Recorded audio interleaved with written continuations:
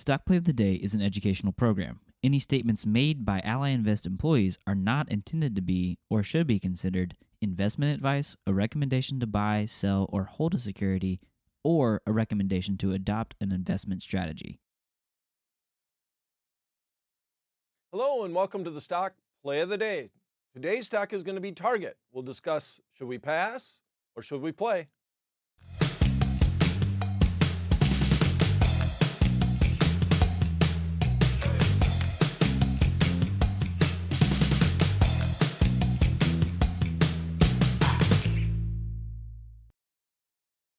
Hello, my name is Brian Overby. I'm the Senior Options Analyst at Ally Invest. All right, so the markets are a little bit of a bounce back today, but more importantly, we have a lot of retailers that are going to be announcing earnings. The big one started off the day today, and that was Walmart. And Walmart didn't do so well. Walmart's kind of been beaten up a little bit, and it's brought down a lot of the other retailers with it as they head into their earnings reports at the end of the week. So the stock that we're going to talk about today is going to be Target. And that has a lot to do with, well, the fact it got beat up a little bit because of Walmart, and hopefully might get a little bit of a dead cat bounce, if you will, after their earnings report, because they've already been beaten down precipitously by the way the markets have been today. One of the things that's nice is that we are seeing a bounce back in the S&P 500 index and the NASDAQ. And I'm going to start by highlighting my VIX watch list. And we'll talk a little bit about what's going on with the watch list and all the different stocks that are in the marketplace at currently. So we see the VIX right now at 2632. So it has came off. We never got that 40, 45, 50% level up on the VIX, which I've been talking about for some time, kind of surprised by that as we had that downturn below 4,000 in the S&P 500 index, we never really saw the big spike up in the VIX. We obviously had higher volatility than normal in that we saw the VIX around the 35, 36 range. It hung out there for a while, finally came back down to the 30, and now we see it right around the 25, 26 range, and that's where it's been hanging out. So here's the strength of the market. We're seeing the S&P 500 index up 54 today, 1.3%. NASDAQ is stronger. That's up 1.8%. And then we have the Russell 2000 index. Always good to see. This is the IWM, the ETF that tracks it, but always good to see small caps leading the way, and that's up 2.36%. So if I look at the very short chart here in the S&P 500 index, I do still think that the 4,000 level is a fairly important level. We saw the breakdown. It kind of hung out there for a little bit, but we didn't stay below that long. We got one bar here where we closed down on the day. The next bar was lower, but we did close up. And then the very next day, not only did we have an up day, we also closed up above the 4,000 level. So that level, even though we kind of came down quickly, and I was really hoping that we would get a bounce and maybe we'd get a spike in the VIX. That VIX spike never really happened. But the good news is that we are above that level, and who knows, we're bottom fishing, right? At this point in time, even if the market doesn't go up, it still should have, is the way I guess I've heard a lot of analysts talk about the marketplace. So other things to point out, the 10-year is below 3% on the interest rates, even though the Fed is being very aggressive on what they are saying is going to happen over the next couple of Fed meetings. We still see the 10-year trading below the 3% level. In general, that is good for the marketplace. And then here's Walmart. Walmart's down 10% on the day, down $14.86 after announcing earnings. And that has driven down Target. Target's down about 2%, $4.58 on the day. And so that gets us to the stock play of the day. The theme has been recently just to look at more speculative type trades, mainly because it's hard to come into this marketplace and pick a direction.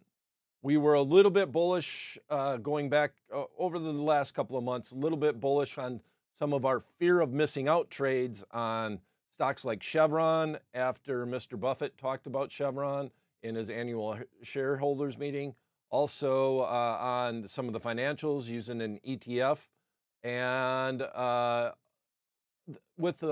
and also on energy, we looked at Marathon Oil. So if you go back, we looked at buying some deeper in the money call options to get a little bit bullish on some of the sectors that were leading the way. Now we're still not really sure exactly where we are landing, and Walmart was a little bit of a punch in the face.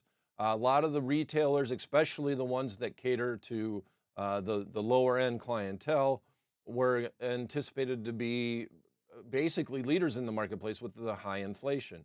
Walmart, just like everybody else, was mentioning supply concerns, inflation, um, just everything that goes along with the geopolitical things that are happening. Still can't get their hands on products. So we see that it's brought down Target. And if I look at the chart on Target, which I'm going to run over and take a peek at that chart, it's not very pretty. Actually, Walmart's chart was a little nicer going into earnings than Target is.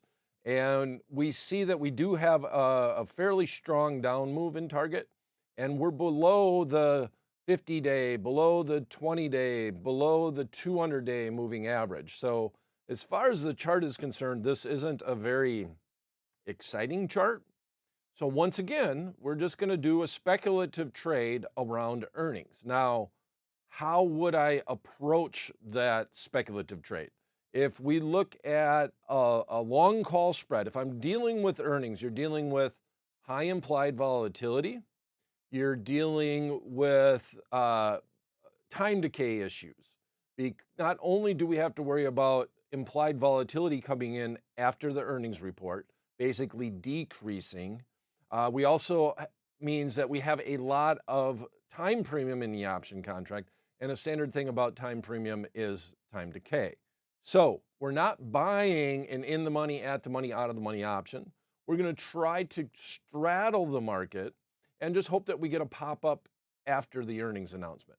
We've already had the drawdown that was caused by Walmart. Hopefully, we're going to say, well, let's see what Target does going into earnings and get a little bit of a spike on the open after the drawdown that Walmart created. Okay, so they're going to be announcing earnings on the 18th before the open. So tomorrow morning, they're going to be announcing earnings.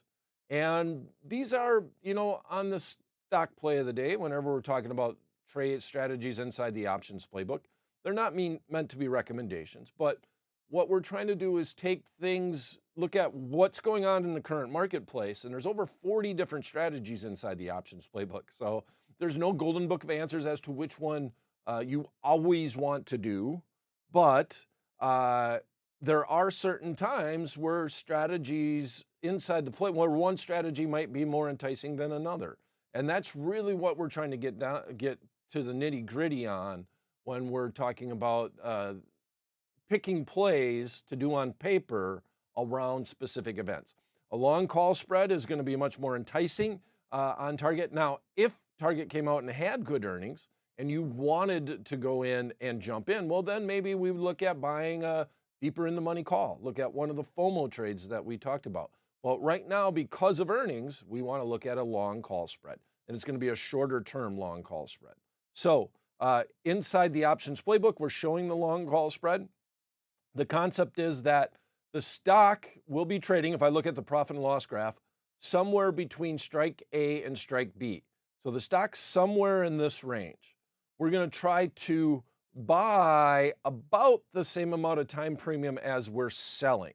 So this means that below the strike that we're buying, we're not going to play anymore. We have limited and known risk. Above the strike that we're selling, well, all right, we're going to give away some upside, but we want to do that because we want to remove some of the factors that affect the options price because of the earnings report. So we're between strike A and strike B, we play. Above strike B or below strike A, we're basically going to take our ball and go home, right? We have limited and known risk on the downside, limited and known upside if the market does go in the direction that we're thinking of.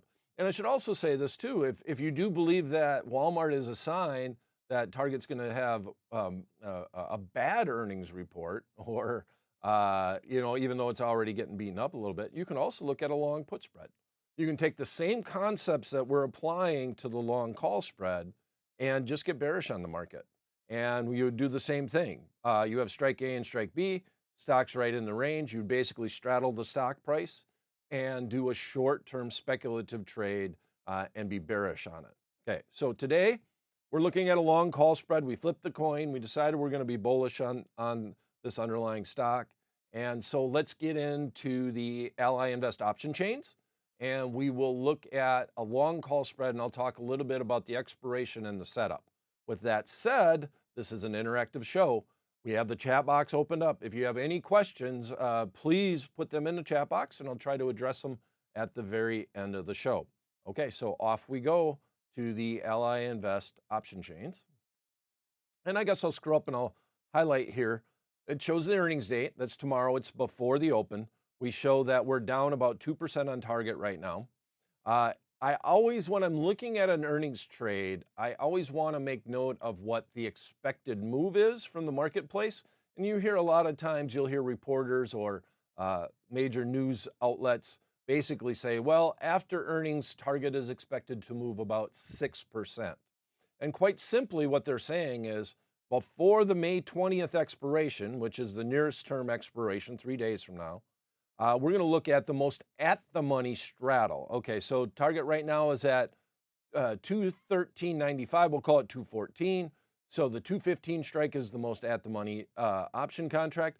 And you would look at buying the 215 call and buying the 215 put.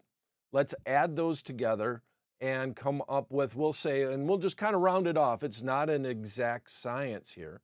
So we'll say we're looking at about 13.5 points, which in general is about 6% move in Target. Okay, so I bring that up because we want our strike prices to say, okay, if our forecast, if Target does have good earnings and our bullish forecast is correct after earnings on Target, we want to make sure that our strikes are within that range. So I would want, if I was being bearish, I wouldn't want to sell something right around 10 to 15 points lower, because that's within the expected move, right? And you're targeting that range. Marketplace is saying that if it moves more than that, it's going to move more than expected. Not saying that it can't happen, and it never has any regard to direction. This is just one way that the marketplace, in the options marketplace, gives you a little hint as to what may happen after earnings. It's the line in the sand, the over-under. There's many different ways that you can say it. Okay, so we're definitely not going to sell a strike that's 20 points out of the money. We're looking at somewhere that's going to be 5 to 10 points, and we know that the marketplace says that, yeah, that's expected. That's a possible move, and not only is it possible, it's plausible that the underlying could move that amount. So we're going to go out. I'm going to add a week onto this trade. Thought about doing a 3-day one, but I'm going to go out to, I'm going to give it 10 days. I'm going to give it a little bit more time to play out. If you're doing a long call spread, you want to be correct on your forecast closer to the expiration date. But we're going to go, we're going to basically straddle the market here.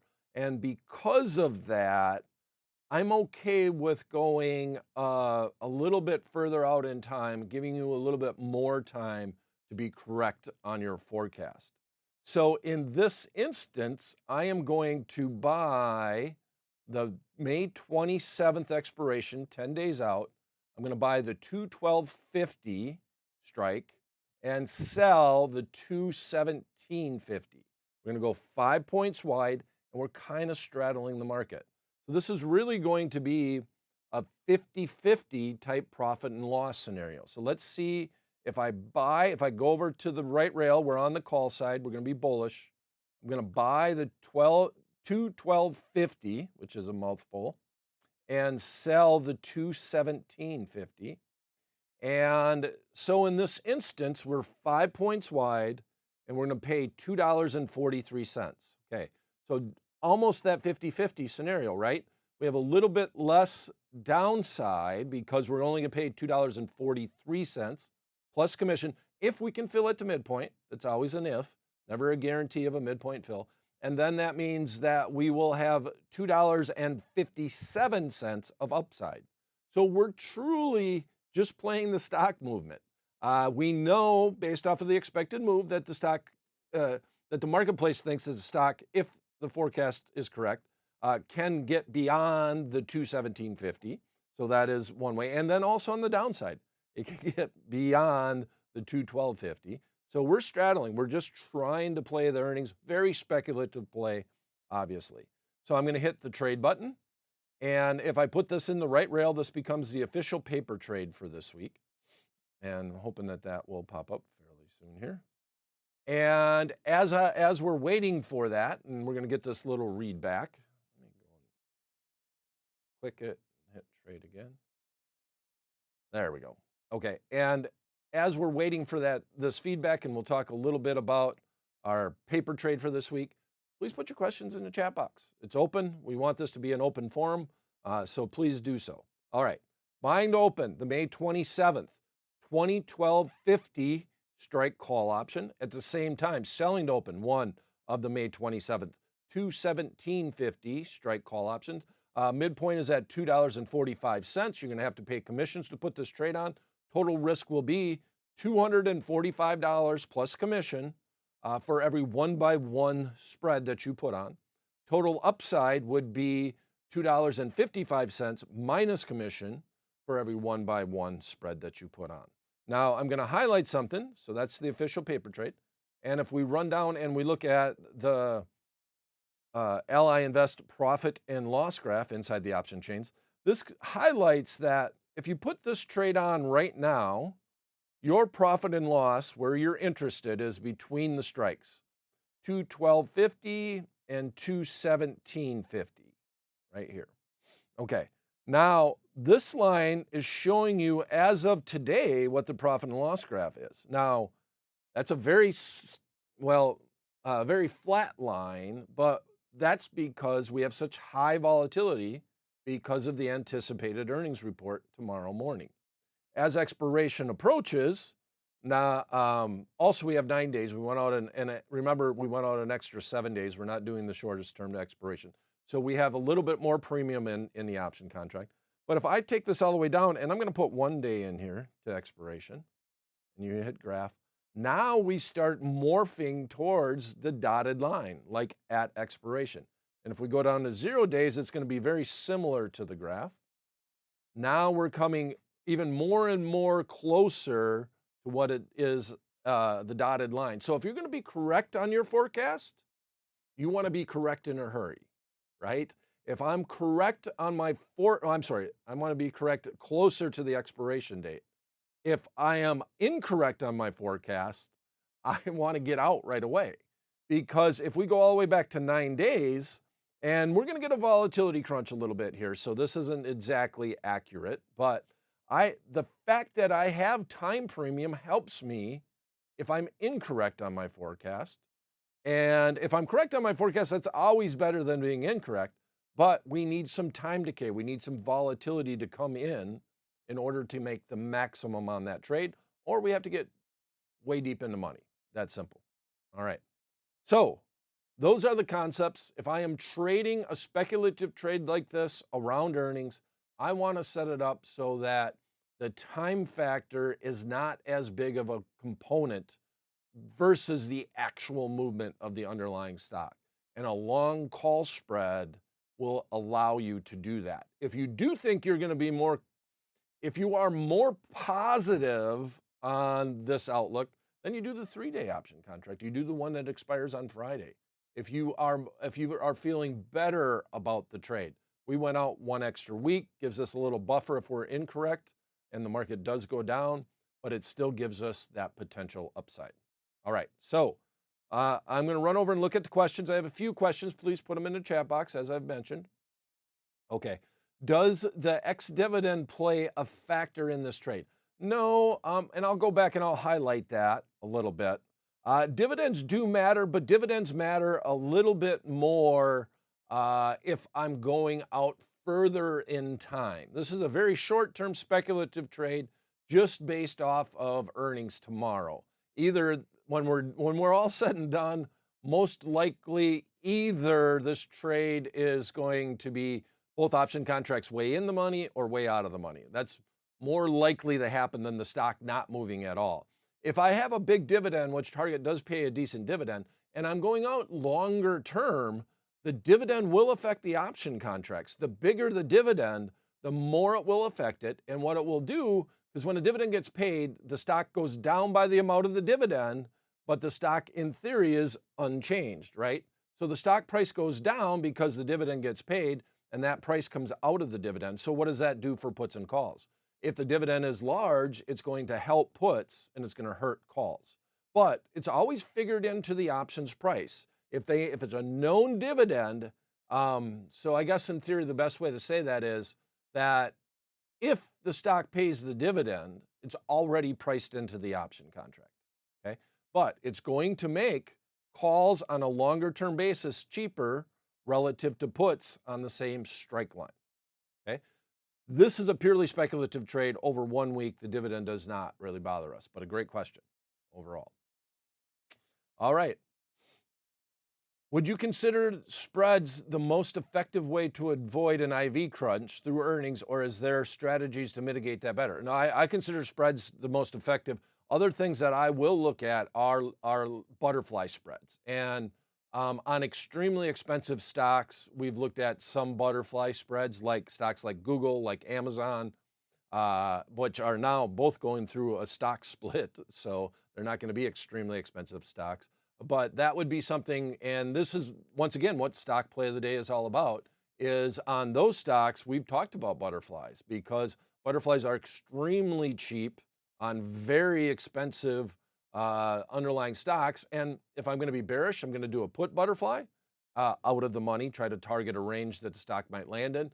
And if I'm bullish, I'm going to do a call butterfly and try to target a range that it might land on. Totally different way to look at the marketplace. But yeah, I like to look at butterflies also, but I'm selling some type of option contract if I'm doing something speculative around an earnings report. And follow-on question, overall, environment where market-wide volatility is decreasing, will that compound the IV crunch? Yeah, well, it doesn't necessarily compound the IV crunch. No. If anything, implied volatility might be higher than it normally would be. Target after earnings, I don't think the expected move is usually around 6. Well, today I think it was 6. When I did the math earlier, it was 6.3% move. Target normally would probably be an expected move around 5%. But because of the increased volatility in the marketplace, the expected move is a little higher. So if I can put it that way, that's the way that I would address it. That also means that if implied volatility is higher, the volatility crunch could come down more just because you have a higher implied volatility going into that earnings report. All right. I appreciate the comments. Thank you, Coach O. That's good. That's my dad was a baseball and basketball coach in my high school, and they used to call him Coach O all the time. So I appreciate that comment a little bit more than you know. All right. Any other questions?